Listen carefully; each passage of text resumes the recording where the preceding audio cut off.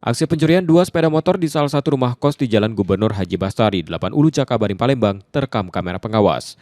Dua pelaku terlihat berbagi peran, satu merusak kunci kontak dan mendorong motor keluar kos, sementara rekan lain mengawasi situasi. Untuk menghilangkan kecurigaan, mesin motor baru dinyalakan di luar area kos.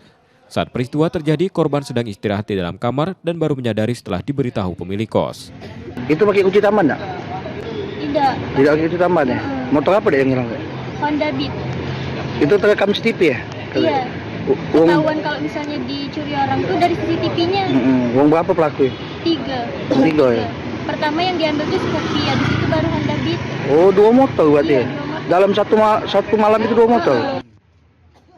Kasus ini telah dilaporkan dan sedang dalam penanganan Satreskrim Polrestabes Palembang.